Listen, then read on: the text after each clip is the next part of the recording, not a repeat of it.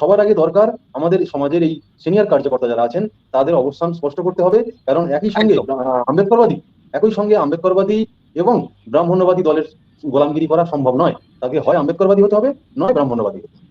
ব্যাস, তাহলেই যুব সমাজ সঠিক পথে চলে যাবে। এবং আমাদের একটাই পরিচয় থাকবে যে আমরা বামপন্থী নই, আমরা ডানপন্থী নই, আমরা একদম আম্বেদকরপন্থী।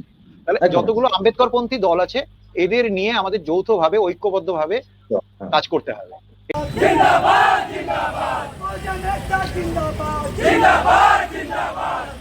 নমস্কার, আমাদের ইতিহাস চ্যানেলে আপনাদেরকে স্বাগত জানাই। আপনারা জানেন যে দেশ জুড়ে একটা চক্রান্ত শুরু হয়েছে। মাননীয় সুপ্রিম কোর্টের দ্বারা একটা নির্দেশিকা তারা জারি করেছে, বা একটা রায় মাননীয় সুপ্রিম কোর্ট দিয়েছে, যার ফলে এসসি এসটি সমাজের থেকে ইন্টেলেকচুয়ালদের একবার ছাঁটাই করে দেওয়া এবং এসসি এসটি সমাজের মধ্যে একটা বিভাগ তৈরি করার একটা প্রচেষ্টা শুরু হয়েছে। তার বিরুদ্ধে আজকে ভারত বন্ধ ছিল, তার প্রভাব ভারতের প্রায় সব রাজ্যে কম বেশি পড়েছে। এবং সব থেকে বড় কথা, যে সরকারের দ্বারা একটা ল্যাটারাল এন্ট্রি আনা হয়েছে, যেটা সচিব নিয়োগের ক্ষেত্রে যে একটা পরীক্ষার ব্যবস্থা ছিল, আইপিএস বা আইএএস আইএফএস এর মতো পরীক্ষার মাধ্যমে যেগুলো নিযুক্ত হতো, সেগুলো একটা গভীর ষড়যন্ত্র বা চক্রান্তের মাধ্যমে ল্যাটারাল এন্ট্রির মাধ্যমে সরকার সেগুলো নিয়োগ করছেন। যার ফলে কি দেখা যাচ্ছে, সেখানে প্রতিনিধিত্বের যে বিষয় সেটা থাকছে না। সে বিষয়ে আমরা আজকের আলোচনা করব। আমাদের সাথে উপস্থিত আছেন প্রফেসর কার্তিক মন্ডল মহাশয় এবং বিশিষ্ট সমাজসেবী ও বহুজন আন্দোলনের প্রথম সারির নেতা মাননীয় পীযূষ গায়েন মহাশয়। প্রথমে আমরা চলে যাব কার্তিক মন্ডল মহাশয়ের কাছে। কার্তিক বাবু, আজ যে ভারত বন্ধ ছিল, সারা ভারতে তার প্রভাব পড়েছে। আপনার কি মনে হয়, ভারত বন্ধ করে আসলে কি আমরা সমাধান পাবো? দেখুন, এটা প্রশ্নের উত্তরে বলি। ভারত বন্ধ, অ্যাকচুয়ালি বন্ধ করাটা তো ভারতবর্ষের যে সংবিধান, সেই সংবিধানে স্বীকৃত জনগণের তো একটি মৌলিক অধিকার। তো অবশ্যই যখন সরকারের কোনো নীতি যখন জনগণের বিপক্ষে যায় বা বিরুদ্ধে যায়, তখন জনগণের হাতে অবশ্যই সে অধিকার আছে যে রাস্তায় নেমে আন্দোলনের মাধ্যমে তাদের সেই অধিকারকে ফিরিয়ে নেওয়া। সে অধিকার অবশ্যই দরকার। আজ সারা ভারতে প্রভাব পড়লেও পশ্চিমবঙ্গে আমরা দেখছি তেমন একটা প্রভাব পড়েনি। অ্যাকচুয়াল কি পশ্চিমবঙ্গ এই বহুজন আন্দোলনের যে একসময় নেতৃত্ব স্থানীয় ছিল, আমরা যোগেন্দ্রনাথ মন্ডল থেকে শুরু করে যে পরপর সারিতে আমরা দেখতে পাই, কিন্তু বর্তমানে পশ্চিমবঙ্গের পার্শ্ববর্তী রাজ্য ঝাড়খণ্ড, উড়িষ্যা, বিহারে যে প্রভাব পড়েছে, পশ্চিমবঙ্গে আমরা দেখতে পাইনি। এর কারণ কি আপনার মনে হয়?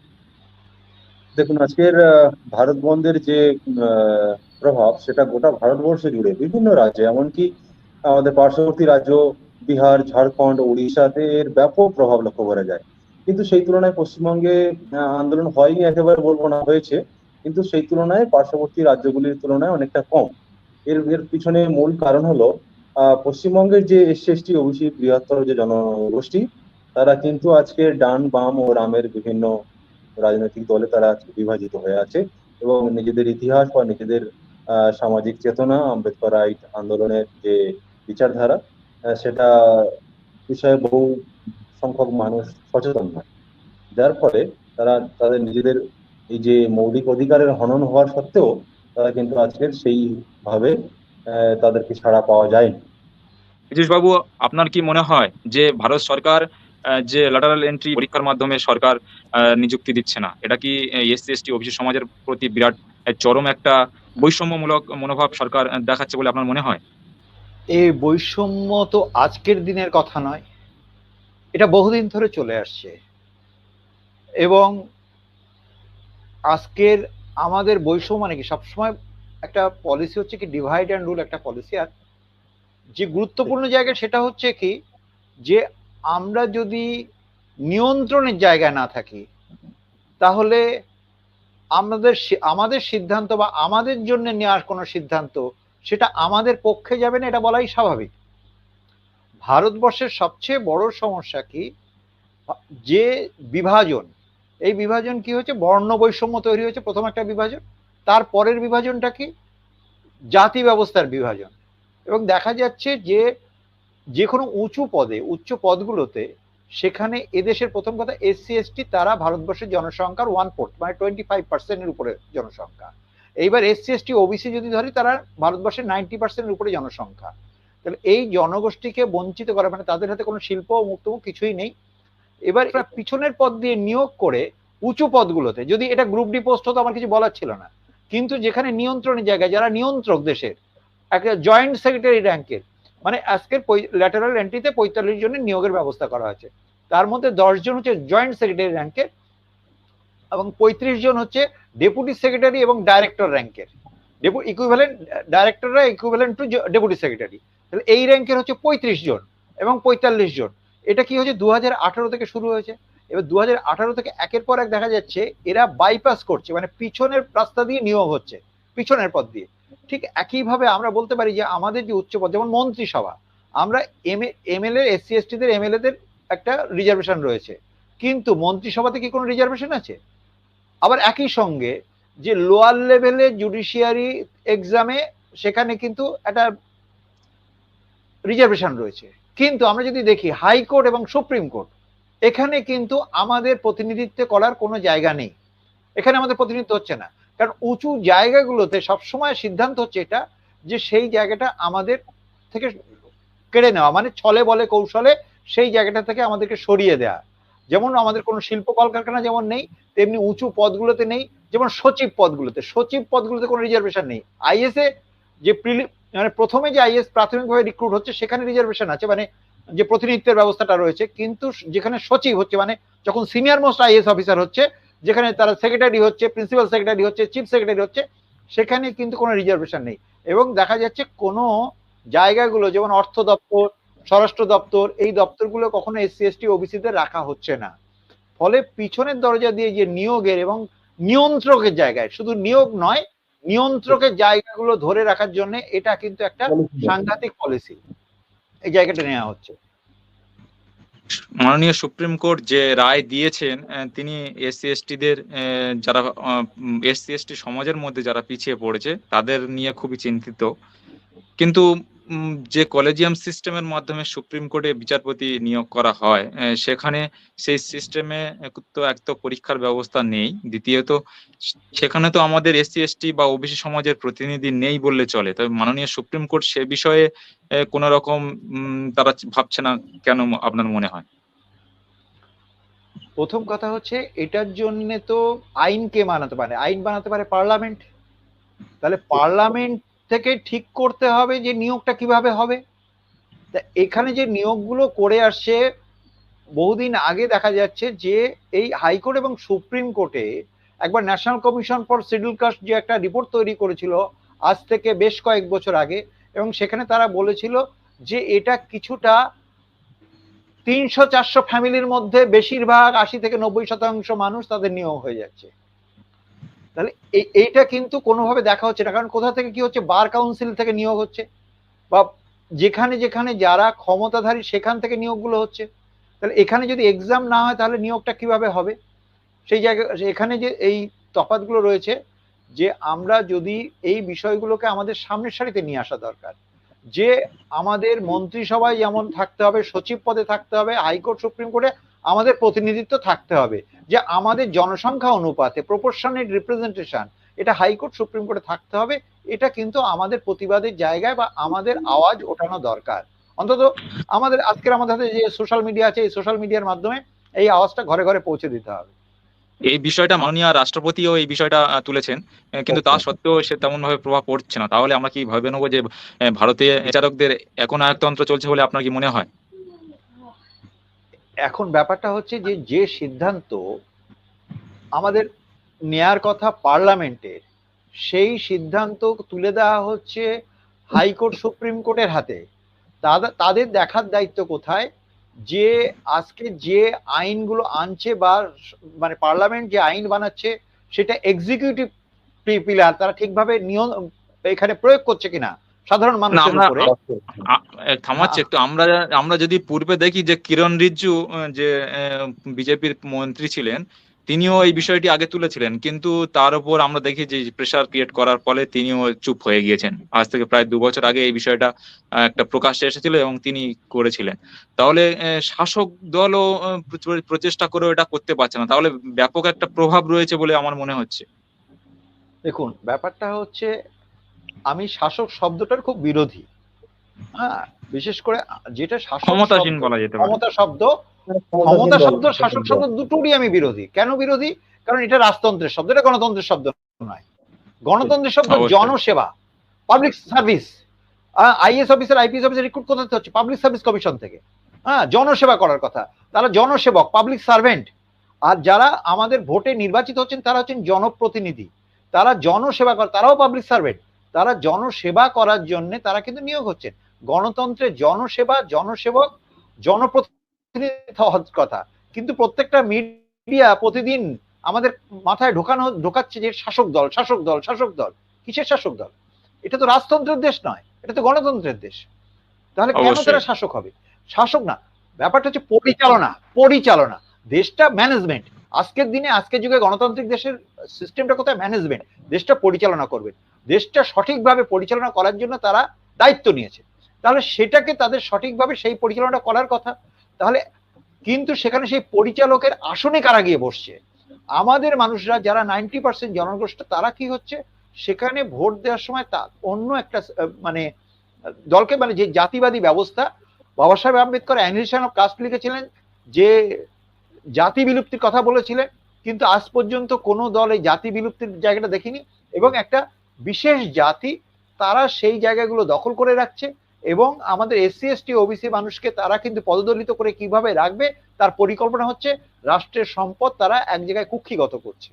এই যে কুক্ষিগত করে রাখছে গোটা সম্পদটাকে, তার জন্য যত রকম পরিকল্পনা নেওয়া দরকার সেই পরিকল্পনাগুলো নিচ্ছে, এবং নিয়ন্ত্রকের জায়গায় থাকছে। যদি নিয়ন্ত্রকের জায়গায় থাকে, তারা নিজেদেরকে শাসক ভাবে, তারা রাজতন্ত্রের শাসক ভাবছে, এবং শাসক ভেবে তারা গণতন্ত্রটাকে একদম পিছনে ফেলে দিচ্ছে, পায়া মানে পদদলিত করছে বলা যায়।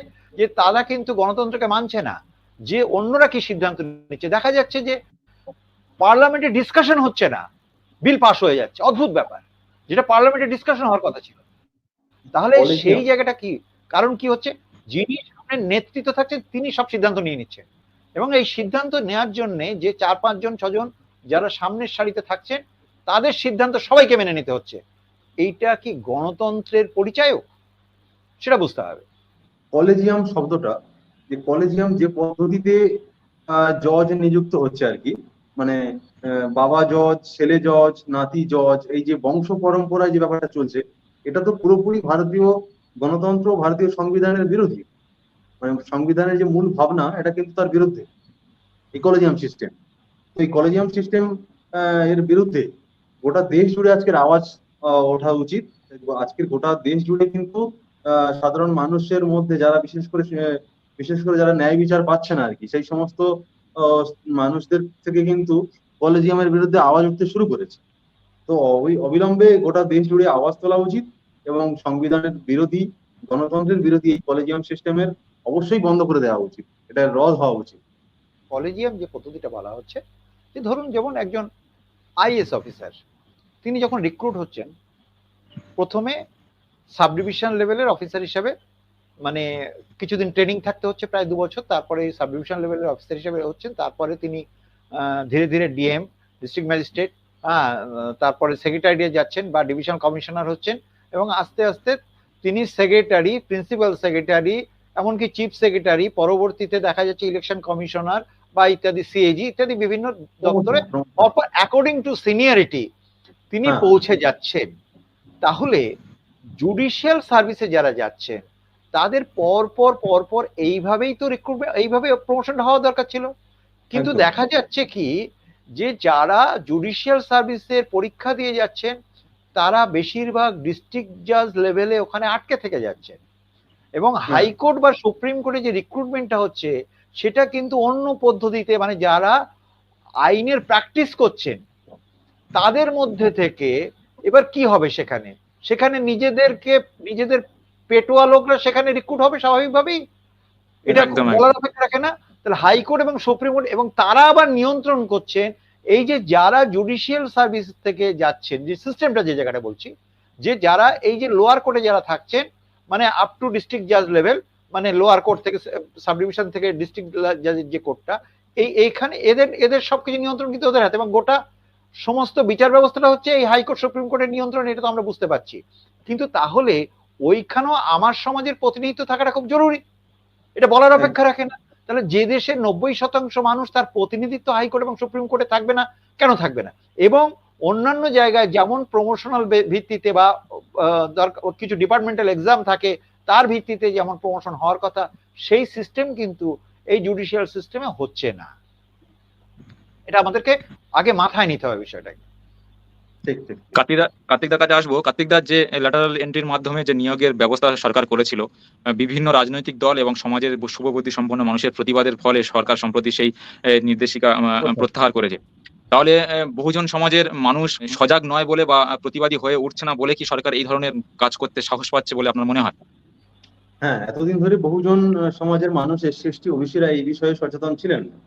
তারা এই যে ল্যাটারাল এন্ট্রি নামক যে বিষয়টা, এটা যে পুরোপুরি যে একটা ষড়যন্ত্র, সেখানে যে এসসি এসটি ওবিসি সমাজের মানুষদেরকে এর প্রতিনিধিত্ব শেষ করার যে একটা চক্রান্ত বা পদ্ধতি, সেটা সম্পর্কে এতদিন মানুষ সজাগ ছিলেন না।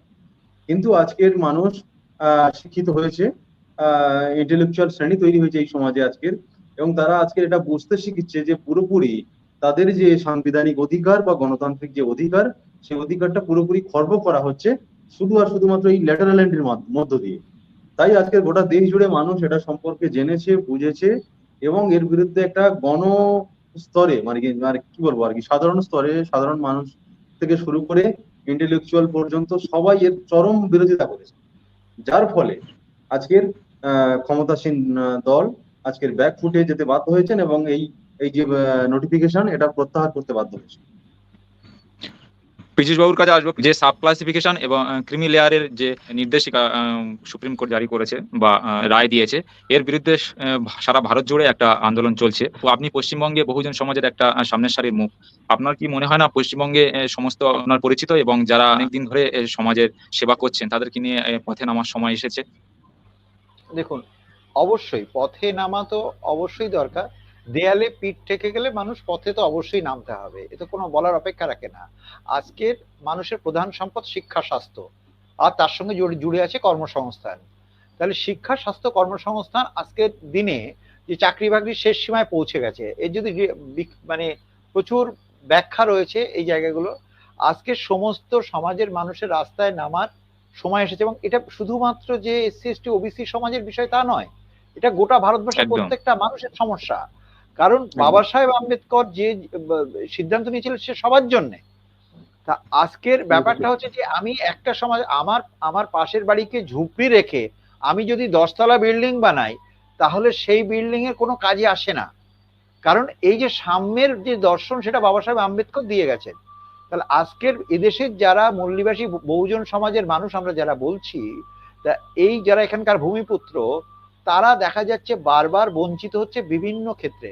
এবং তাহলে বঞ্চিত যখন হচ্ছে, যে একটু আগে যে বিষয়টা, যে আমাদের রাস্তায় নামা বা বাংলা সবসময় সবার আগে ছিল, আজকের বাংলা সবার পিছিয়ে। প্রথম যে কোশ্চেনটা ছিল, প্রশ্নটা ছিল যে বাংলা সব পিছিয়ে কেন? বাংলা পিছিয়ে কারণ আজকে যে কোনো সারা ভারতবর্ষের বড় দলগুলোর মাথায় কারা স্থাপন কারা করেছে? বাঙালিরাই করেছে। কিন্তু আজকে সেই বাংলা সব ক্ষেত্রে পিছিয়ে কেন? তার কারণ বাংলার মেরুদণ্ড ভেঙে দেওয়া হয়েছে। কিভাবে মেরুদণ্ড ভাঙা হয়েছে? বাংলা ভাগ করে, বাংলা ভাষাকে ভাগ করে, এবং বহু মানুষকে ঝুপড়িতে বস্তিতে থাকতে বাধ্য করা হয়েছে। নিজের বাসস্থানকে ছেড়ে দিতে বাধ্য হয়েছে। যে সবাই বলে মাতৃভূমি, তাহলে সেই মাতৃভূমিকে বহু মানুষকে ছেড়ে দিতে বাধ্য হয়েছে, মানে তাদেরকে উদ্বাস্তু বানানো হয়েছে। তাহলে এই যে নিজেদের মধ্যে নিজেদের যে বিভাজন তৈরি করে দেওয়া হয়েছে বাঙালিদের মধ্যে, আজকের এক বিশাল বাংলা, একসময় বাংলা বলতে বাংলা, বিহার, উড়িষ্যা বাংলা, মানে সেই বাংলাদেশও তার মধ্যে পড়ে। হ্যাঁ, অবিভক্ত বাংলা, সেই বাংলা আজকের কোথায় গিয়ে একটা ক্ষুদ্র গণ্ডিতে পশ্চিমবঙ্গ হিসাবে দাঁড়িয়ে গেছে, এবং তাদের মেরুদণ্ডটা শেষ হয়ে গেছে। যোগেন মন্ডলরা যে স্বপ্ন দেখেছিল, বাবা সাহেব আম্বেদকরকে বাংলা থেকে জিতিয়ে নিয়ে গেছিল, আর সেই বাংলা জনবিস্ফোরণ ঘটছে, সেই বাংলায় বহু সমস্যা তৈরি হয়ে গেছে। এবং তার জন্য আজকের মানুষ কি হচ্ছে, রুটির সন্ধানে ঘুরে বেড়াচ্ছে। তারা রাস্তায় নামা পরের কথা, তার আগে নিজের পেটের ভাতটা তো জোগাড় করতে হবে, নিজের রুটিটা তো আগে খুঁজে বের করতে হবে। আমি আজকে বাঁকুড়া থেকে একটা লোক কলকাতায় রাস্তায় নামার জন্য সে আসবে, তার যাতায়াতের পয়সাটা কে দেবে? তার খাওয়া খরচাটা কে দেবে? সে কিভাবে জোগাড় করবে সেটা? তাহলে যারা সামনের সারিতে দাঁড়িয়ে এই নেতৃত্ব দেবেন, তাদেরকে তো সেটা সংস্থান করতে হবে। আজকের এসসি এসটি 90% মানুষের হাতে কোনো শিল্প নেই।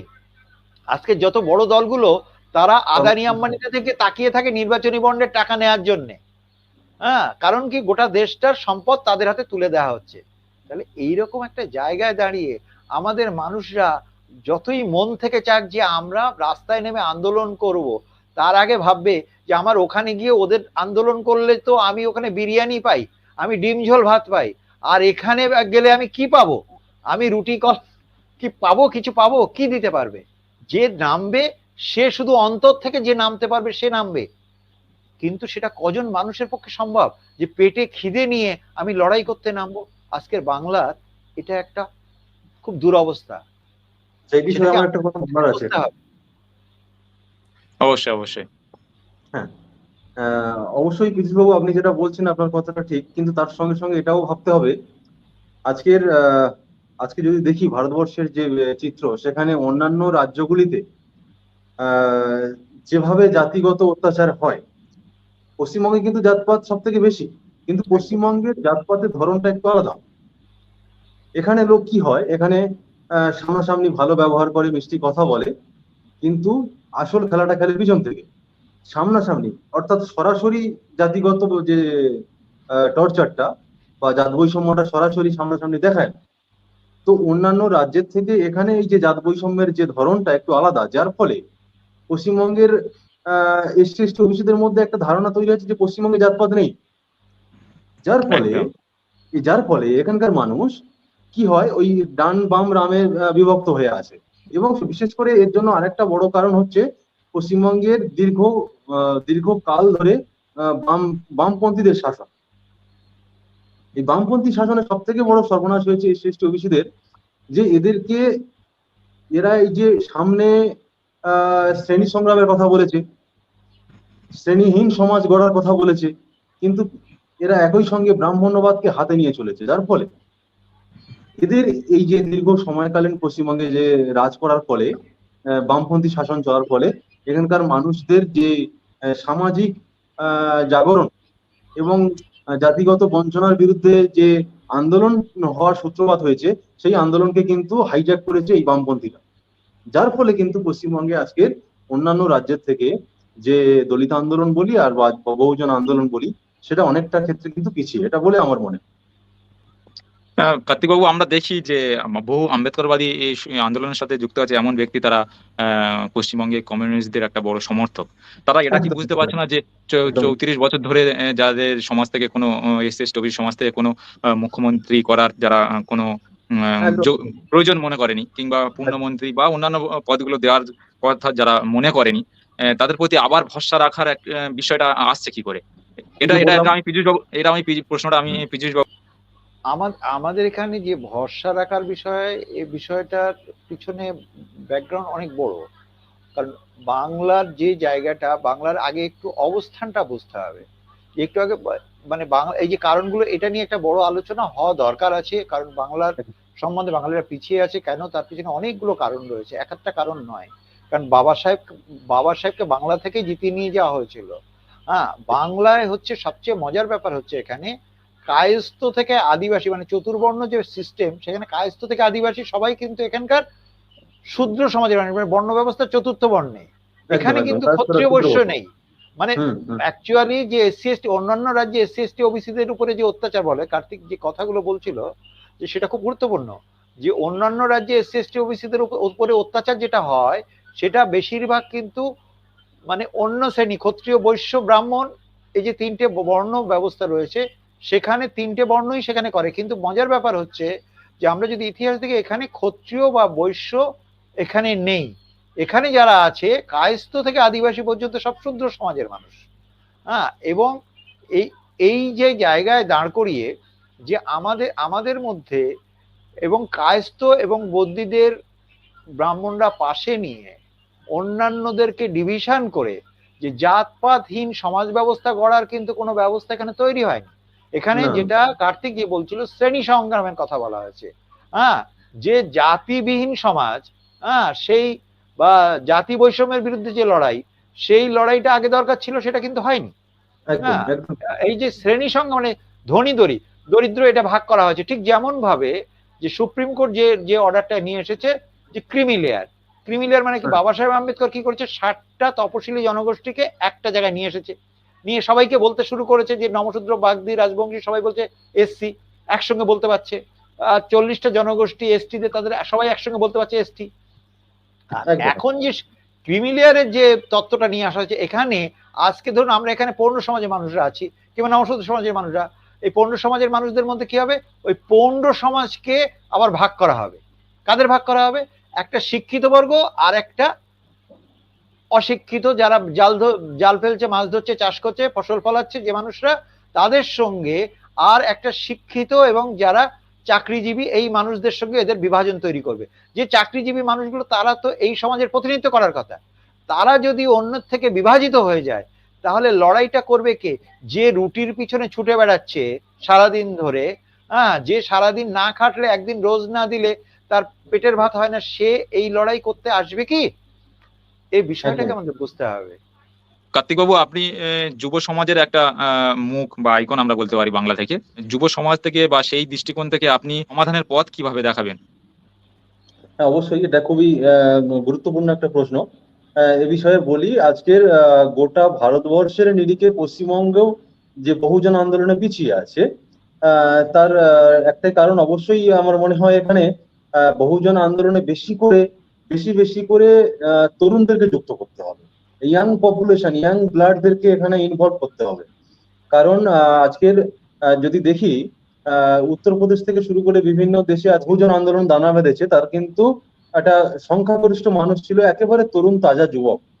তো বাংলার মধ্যে কিন্তু সেই তরুণ যুবকের সংখ্যা কম নয়, নিতান্ত কম নয়। এবং তারা আজকের পড়াশোনা শিখছে, তারা আজকে শিক্ষা জগতে এসছে, আগিয়ে আসছে এবং দেখতে পাচ্ছে কিভাবে তাদের সাথে বঞ্চনা করা হচ্ছে, কিভাবে ষড়যন্ত্র করা হচ্ছে। তার ফলে কিন্তু বহুজন সমাজের যে তরুণদের মধ্যে একটা কিন্তু আক্রোশ লক্ষ্য করা যাচ্ছে। তো একটা ক্ষোভ লক্ষ্য করা যাচ্ছে। তারা কর্মহীন, তারা কর্মসংস্থান পাচ্ছেন না, তারা শিক্ষিত বা সমস্ত যোগ্যতা থাকা সত্ত্বেও তাদেরকে কর্মসংস্থান দেওয়া হচ্ছে না। তো যার ফলে আজকের সেই যুব সমাজের যে ক্ষোভ, সেটা কিন্তু দূর করতে গেলে এই যুব সমাজদেরকে বেশি বেশি করে এই আন্দোলনে যুক্ত করতে হবে। এবং প্রবীণরা তো অবশ্যই থাকবেন। প্রবীণরা যারা আছেন তারা দীর্ঘ লড়াই করেছেন এবং বহুজন আন্দোলনের তারা অনেক অভিজ্ঞতার সাক্ষী। তো তারা সেক্ষেত্রে পরামর্শদাতা হিসাবে অবশ্যই থাকবেন, কিন্তু তাদের সাথে সাথে এই তরুণদেরকে যুক্ত করতে হবে। তাহলে কিনা আগামী দিনে বহুজন আন্দোলনের যে তেজ এবং শক্তি দুটোই বৃদ্ধি পাবে। এবং এই তরুণদের হাত ধরে কিন্তু বাংলায় বহুজন আন্দোলনের ভবিষ্যৎ আমি দেখতে পাচ্ছি। তো সে কারণে আমি অবশ্যই বলবো যে আমাদের যারা বহুজন সমাজে যারা কার্যকর্তা বা কর্মকর্তা আছেন, তারা যেন অবশ্যই এই তরুণ যুবকদের, শিক্ষিত যুব সমাজকে বেশি বেশি করে এই আন্দোলনে যুক্ত করার কথা ভাবেন। তাহলে কিন্তু আগামী দিনে পরিবর্তন আসতে বাধ্য। এবং তরুণ সমাজরা কিন্তু অবশ্যই তারা চাইছেন একটা আন্দোলন করতে, পরিবর্তন করতে তারা চাইছেন।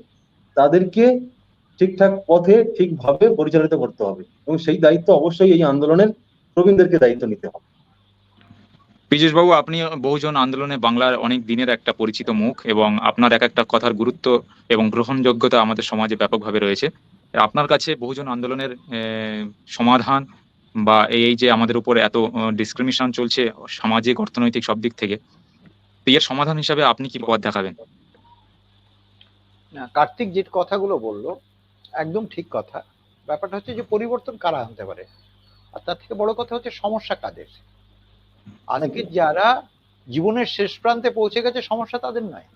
না, হ্যাঁ, আজকের আমাদের বাঁচার দিন খুবই কম, কিন্তু যারা আজকে যুব সমাজ, নেক্সট জেনারেশন, তাদের সমস্যা, ভবিষ্যৎ তাদের, তাহলে তাদের সমস্যা তাদেরকে এগিয়ে আসতে হবে। বয়স্করা তারা শুধু পথ দেখাতে পারে যে এই কাজগুলো করতে হবে, কিন্তু যে কোনো আন্দোলন, যে কোনো লড়াই সামনের সারিতে দাঁড়িয়ে বা নেতৃত্ব বলি, যাই বলি, দেশ পরিচালনার দায়িত্ব বলি, তাদের সেটা নিতে হবে, সেটা যুব সমাজকেই নিতে হবে, যুব সমাজকেই ভাবতে হবে, কিন্তু তাদের সঠিকভাবে প্রশিক্ষিত করতে হবে। যে হ্যাঁ, দিশা নির্দেশটা, যেহেতু প্রজ্ঞাবান কাহা, যখন বয়সের সঙ্গে একটা প্রজ্ঞা জন্মায়, এটা ঘটনা, কিন্তু সেইটাকে কাজে লাগাতে হবে। সেইটাকে কাজে লাগিয়ে ইয়াং জেনারেশনকে প্রশিক্ষণ দিয়ে তাদেরকে সামনের সারিতে দিতে হবে। এবং আজকে যে কোনো আন্দোলন যে কোনো জায়গায় সেটা কিন্তু যুব সমাজকে তাদেরকে নিতে হবে। কিন্তু আজকের দিনে যে সমস্যা, তার সঙ্গে সমস্যাটাও রয়েছে, যুব সমাজকে অন্য পথে ঠেলে দেওয়া হচ্ছে, অন্ধবিশ্বাস কুসংস্কারের পথে ঠেলে দেওয়া হচ্ছে। হ্যাঁ, একদম মদ মদ গাঁজা জুয়ার পিছনে ঠেলে দেওয়া হচ্ছে, এগুলো বুঝতে হবে। এবং সেই তাদেরকে সেখান থেকে ফেরাতে গেলে যে অন্য ফিলোসফির যে দরকার, যে দর্শনের দরকার, সেই দর্শনটা দেওয়ার জন্য বয়স্কদের ভীষণভাবে দরকার। কারণ আজকের যারা ভারতবর্ষের ভূমিপুত্র, যারা মূল্যবাসী বহুজন সমাজ আমরা যাদেরকে বলছি, সেই সমাজ কিন্তু তারা জনসংখ্যায় বেশি, তারা সংখ্যাগুরু, কিন্তু তারা সংখ্যা লঘু দ্বারা শাসিত, শোষিত, একদম বঞ্চিত। এই যে জায়গাটা হচ্ছে, এই জায়গা থেকে উত্তরণ শুধু তখনই সম্ভব যখন যুব সমাজ তাদেরকে বোঝানো সম্ভব হবে। আমাদের যারা বহুজন সমাজের পথ প্রদর্শক হিসাবে কাজ করবে, তাদের কিন্তু অবশ্যই তাদের অবস্থানটা স্পষ্ট করা উচিত। মানে যারা আজকের বহুদিন ধরে বহুজন আন্দোলনের সঙ্গে যুক্ত আছে, অথচ বাস্তবে দেখা যাচ্ছে তারা কিন্তু যখন জনপ্রতিনিধি নির্বাচন করার সময় আসছে, তারা কিন্তু গিয়ে কোনো না কোনো ব্রাহ্মণ্যবাদী দলকে সমর্থন করে তার নিজের মূল্যবান ভোটটা দিয়ে দিচ্ছে, যেটা একদম একেবারে ঠিক। কিন্তু যেটা কিন্তু একেবারে বিরুদ্ধে। তো তারা আজকে যখন বিভিন্ন জায়গায় সভা সম্মেলন হচ্ছে, বিভিন্ন প্রেক্ষাগৃহে যখন হচ্ছে, মানে যখন কোনো সচেতনতামূলক প্রোগ্রাম হচ্ছে বহুজন সমাজকে নিয়ে, সেখানে কিন্তু এই সমস্ত আমাদের সমাজের যারা কার্যকর্তা, অভিজ্ঞ কার্যকর্তা যারা বহুদিন ধরে আন্দোলনের সঙ্গে যুক্ত, তারা সেখানে ভাষণ দিচ্ছেন, অনেক কথা বলছেন ঠিকই, কিন্তু বাস্তবে যখন জনপ্রতিনিধি নির্বাচনের সময় আসছে, তারা কিন্তু সেই তাদের ভোটের সঠিক প্রয়োগ করছেন না। তাদের অবস্থানটা অবশ্যই স্পষ্ট করতে হবে সবার আগে। এবং তারা আম্বেদকরবাদী, মানে আম্বেদকরবাদী, তারা আম্বেদকরবাদী বিচারধারা যার মধ্যে আছে, একদম তিনি কখনো একদম কোনো একদম কখনো কোনো ব্রাহ্মণ্যবাদী দলকে সমর্থন করতে পারেন না, একদম ভেতর থেকে কখনো পারবেন না। কারণ বাবা সাহেব তো আম্বেদকর যে one man one vote one ভ্যালুর যে কনসেপ্ট দিয়েছেন, সেটা ওনারা নিশ্চয়ই বোঝেন না। না হলে ওনারা কি করে পারেন যে আজকের নিজেদের রাজনৈতিক দলকে মানে শক্তি না দিয়ে তারা সেই মনুবাদী ব্রাহ্মণ্যবাদী দলকে গিয়ে তাদের ভোটটা দিয়ে দিচ্ছেন। তো সবার আগে দরকার আমাদের সমাজের এই সিনিয়র কার্যকর্তা যারা আছেন, তাদের অবস্থান স্পষ্ট করতে হবে। কারণ একদম আম্বেদকরবাদী আম্বেদকরবাদী এবং ব্রাহ্মণ্যবাদী দলের গোলামগিরি করা সম্ভব নয়। তাকে হয় আম্বেদকরবাদী হতে হবে, নয় ব্রাহ্মণ্যবাদী হতে হবে। ব্যাস, তাহলেই যুব সমাজ সঠিক পথে চলে যাবে এবং আমাদের অবশ্যই আন্দোলন দানা বাঁধবে এবং রাজনৈতিক পরিবর্তন আসতে পশ্চিমবঙ্গে বাধ্য। হ্যাঁ, একদম একটা একদম লাইন বলে অবশ্যই। শেষ করব। একটা লাইন, আমাদের একটাই পরিচয় থাকবে যে আমরা বামপন্থী নই, আমরা ডানপন্থী নই, আমরা একদম আম্বেদকর একদম পন্থী। তাহলে একদম যতগুলো আম্বেদকর পন্থী দল আছে, এদের নিয়ে আমাদের যৌথভাবে, ঐক্যবদ্ধভাবে হ্যাঁ, কাজ করতে হবে। এটা যদি একদম। আমরা করতে পারি, আগামী দিন আমাদের জয় নিশ্চিত। কারণ একসাথে একসাথে আম্বেদকরপন্থী আবার একই সাথে রামপন্থী বা বামপন্থী হওয়া সম্ভব না, এবং একদম সেটা সমাজের জন্য খুব ক্ষতিকারক। যেটা এতদিন ধরে চলে আসছিল। একদম আপনাদেরকে একদম ধন্যবাদ জানাই আপনাদের মূল্যবান সময় দেওয়ার জন্য। দর্শক বৃন্দের উদ্দেশ্যে বলবো যে আশা করি আপনারা আমাদের সমস্যা এবং সমাধান কি দুজন অভিজ্ঞ ব্যক্তির কাছ থেকে আপনারা জানতে পারলেন। এ বিষয়ে আপনাদের যদি কোনো মতামত থাকে অবশ্যই আমাদের কমেন্টে জানাবেন এবং ভিডিওটা ভালো লাগলে অবশ্যই শেয়ার করবেন।